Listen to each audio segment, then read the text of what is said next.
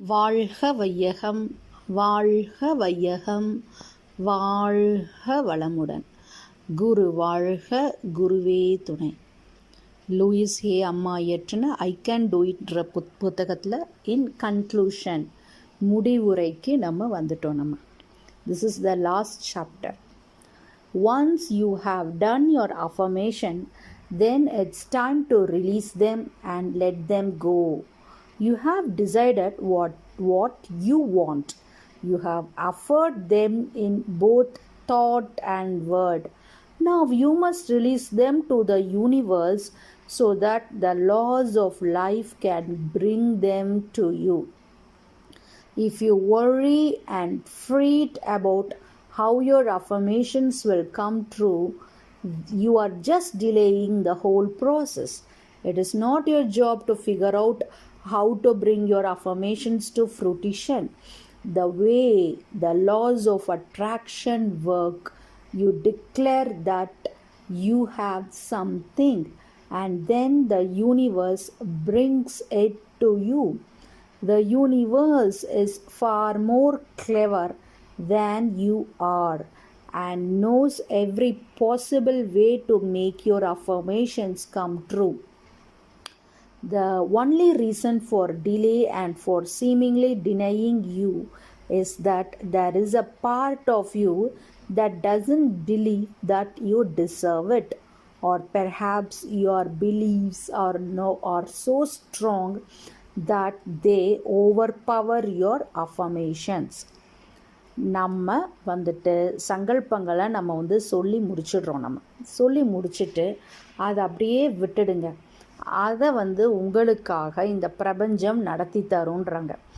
ஆனால் ஒரு சில அஃபர்மேஷன்ஸ் நம்ம சங்கல்பம் போட்டுட்டு இது நடக்குமோ நடக்காதோ அது மாதிரி நினச்சிங்கன்னா அதை உங்களுக்கு தாமதமாக அந்த சங்கல்பங்கள் ஒன்றும் நீங்கள் உருவாக்கி வச்சிட்ருக்க சங்கல்பங்கள் ஒன்றும் தாமதமாகிறதுக்கு அதுதான் காரணன்றாங்க. நீங்கள் வாட்டுக்கு உங்களோட சங்கல்பத்தை சொல்லுங்கள், இந்த பிரபஞ்சம் உங்களுக்கு அதை நடத்தி கொடுக்கும்ன்றாங்க. அதாவது இந்த பிரபஞ்சம் நம்மளை விட ரொம்ப ரொம்ப புத்திசாலியானது. அதனால் நமக்கு எப்போ தேவையோ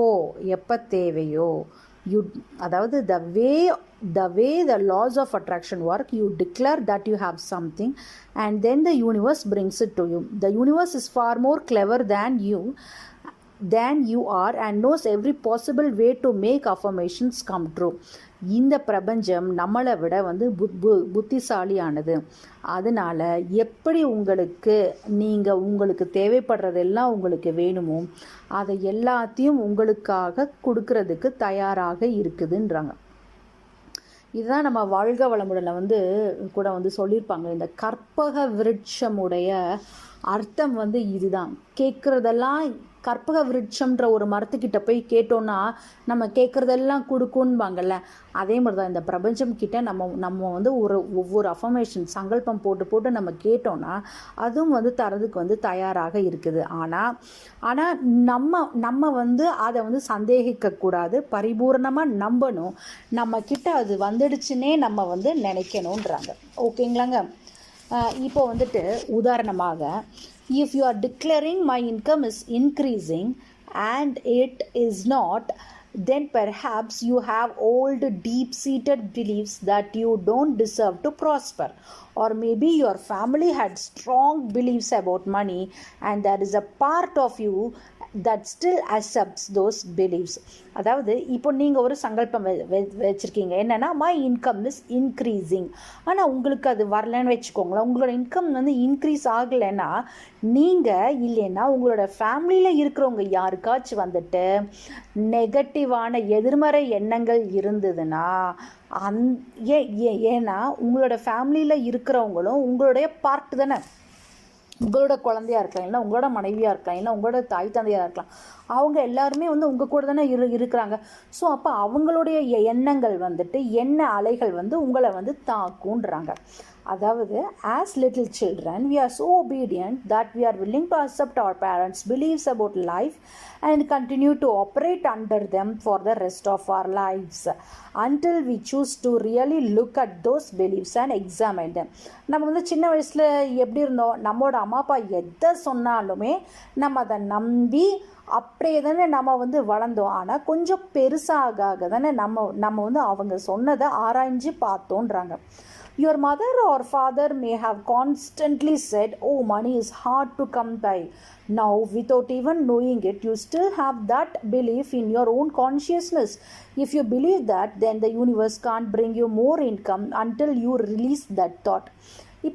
இப்போ நம்ம வந்து சின்ன குழந்தைங்களா இருக்கும்போது பணம் வந்து ரொம்ப கஷ்டப்பட்டு தான்ப்பா சம்பாதிக்கணும், ரொம்ப வந்து அப்பா வந்து ரொம்ப கஷ்டப்பட்டு சம்பாதிக்கிறேன்ப்பா, அதனால் நீங்கள் வந்து பணத்தை வந்து பார்த்து செலவு பண்ணப்பா, ரொம்ப கஷ்டப்பட்டு நான் பணத்தை சம்பாதிக்கிறேன்றத அந்த அந்த அந்த வார்த்தைகள்லாம் உங்களோட ஆழ் மனசில் போய் பதிஞ்சிருச்சுன்னா ரொம்ப கஷ்டப்பட்டு தான் வந்து சம்பாதிக்கணும் போல், நம்ம வந்து பணத்தை ரொம்ப வந்து கஷ்டப்பட்டு தான் நம்ம வந்து சம்பாதிக்கணும் போல், அது வந்து உங்களுடைய அப்போனா பணம்னாலே வந்து கஷ்டம். ஸோ இந்த வார்த்தை, இந்த ஒரு நெகட்டிவான வார்த்தை உங்களோட ஆழ் மனதில் இருந்தால் கூட உங்களுடைய வருமானம் அதிகரிக்கிறதுக்கு வந்து தடைப்படுன்றாங்க. அப்போ நீங்கள் என்ன பண்ணலாம், அதுக்கு ஒரு சூப்பரான ஒரு ஐடியா இவங்க வந்து கொடுத்துருக்காங்க. என்னென்னா, I often ask people to look at with their family's beliefs were about various subjects. If prosperity is your issue, then take out a large sheet of paper and write down all the things your family said about money when you were a child. If you find any negative statements, remember these were all affirmations of your family members. Then your job is to turn those negative beliefs into positive affirmations. Free yourself from the tyranny of your parents' negative affirmations, and you will open yourself to the abundant flow of good in every area of your life. அதாவது இவங்க வந்து என்ன வந்து சொல்கிறாங்கன்னா, நீங்கள் உங்களுடைய family members இருக்கிறாங்கல்ல, அவங்க வந்து அதாவது வந்து பணத்தை பற்றியாக இருக்கட்டும், இல்லைன்னா ஒரு சொத்தை பற்றியாக இருக்கட்டும், இல்லை ஆரோக்கியத்தை பற்றியாக இருக்கட்டும், அவங்க வந்து வேரியஸ் சப்ஜெக்டுன்றாங்க. அதாவது வந்துட்டு பேசுகிறத பற்றியாக இருக்கட்டும், அடுத்தவங்க கிட்ட அவங்க வந்து ரிலேஷன்ஷிப்ஸ் எப்படி அவங்க வந்து மெயின்டைன் பண்ணாங்க, பணம், உறவுகள், அவங்க எப்படி பேசினாங்க. ஸோ இது மாதிரி எல்லா சப்ஜெக்ட்ஸையும் வந்து எடுத்துக்கோங்க.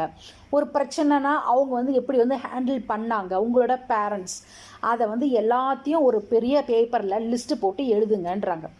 எழுதிட்டு அதில் இந்த பணத்தை பற்றின உதாரணத்துக்கு சொல்கிறாங்க அவங்க, மை இன்கம் இஸ் இன்க்ரீஸிங், ஆனால் உங்களுக்கு வந்து இன்கம் வந்து வரலன்னு வச்சுக்கோங்க, நீங்கள் வந்து எதிர்பார்த்த அளவு வரலைன்னா, அப்போ அவங்க சொன்ன அதில் இருக்கிற எல்லா நெகட்டிவ் அஃபர்மேஷன்ஸும் எடுத்துட்டு பாசிட்டிவ் அஃபர்மேஷன்ஸாக நீங்கள் வந்து போட என்ன ஆகும்னா, நீங்கள் வந்துட்டு ஃப்ரீ ஆகிடுவீங்க. அதிலேருந்து உங்களோட பேரண்ட்ஸ் கொடுத்த அந்த எதிர்மறை எண்ணங்கள்லேருந்து நீங்கள் வந்து ஃப்ரீ ஆகிடுவீங்க. ஃப்ரீ ஆகிட்டு நீங்கள் வந்து ஓப்பன் ஆகிடுறீங்க.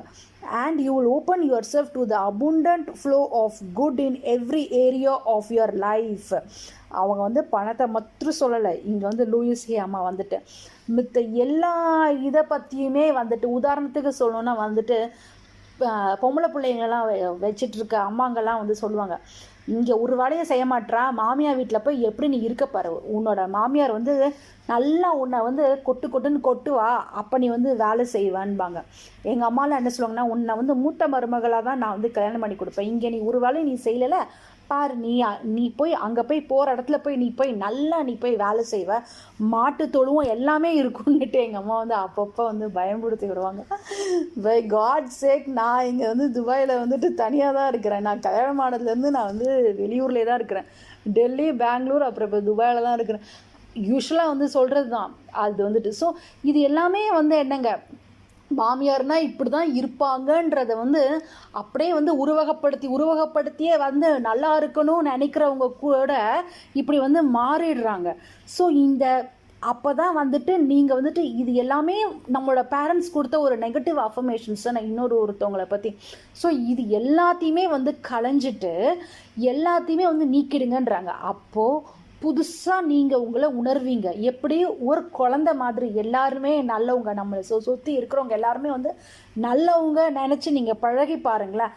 அதே ஆங்கிளில் தான் நமக்கு வந்து ரிஃப்ளெக்ஷன் வந்து கிடைக்கும் நமக்கு. Please don't be discouraged by any setbacks. இப்போ நீங்கள் இதெல்லாம் நீங்கள் பண்ணிக்கிட்டு இருக்கீங்களா, அப்போ வந்து ஏதாச்சும் ஒரு செட்பேக் வருதுன்னு வைங்களேன், அப்படியெல்லாம் வந்து உட்காந்துடாதீங்க. You are learning a new process. As you become proficient at it, your life will become easier and easier. இதில் வந்துட்டு நீங்கள் ஒரு பெரிய ஆளாக நீங்கள் வருவீங்க. கண்டிப்பாக உங்களோட லைஃப் வந்து ரொம்ப ரொம்ப ஈஸியராக இருக்குன்றாங்க. கடைசியாக இவங்க என்ன சொல்ல வராங்கன்னா, no matter how wonderful the present moment is, the future can be even more fulfilling and joyous. The universe always waits in smiling repose for us to align our thinking with its laws. When we are in alignment, everything flows. It is possible. You can do it. I can do it. We all can do it. Make the effort. You will be so pleased. Your whole world will change for the betterன்றாங்க. உங்களோட இந்த present moment எவ்வளோ வந்துட்டு ஒண்டர்ஃபுல்லாக, எவ்வளோ நல்லதாக இருந்தால் கூட இதையும் தாண்டி நீங்கள் வந்துட்டு ஒரு ஃபுல்ஃபில்லிங்கான, ஒரு நிறைவான, சந்தோஷமான ஒரு இதுக்கு நீங்கள் வந்து செல்வீர்கள்.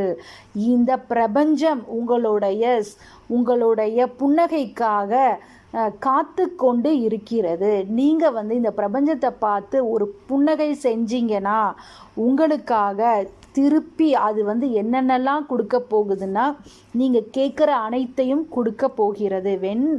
நம்ம வந்து ஒரு ஆர்டரில் எல்லாருமே வந்து நல்லவங்க தான், என்னை சுற்றி இருக்கிறவங்க வந்து நல்லவங்க தான் நெட்டு நம்ம வந்து நினைக்க எல்லாமே நமக்கு கிடைக்குன்றாங்க. Everything flows. It is possible. உங்களால் முடியும், உங்களால் செய்ய முடியும், என்னால் செய்ய முடியும். நம்ம எல்லாற்றாலையும் நம்ம எல்லோராலையும் வந்து செய்ய முடியும். இந்த சின்ன ஒரு எஃபர்ட்டை வந்து எடுங்கன்றாங்க. ஓகேங்களாங்க. Your whole world will change for the better. நீங்கள் வந்துட்டு இந்த உலகமே வந்து மாறும். நன்மைக்கு உங்களுடைய உலகம்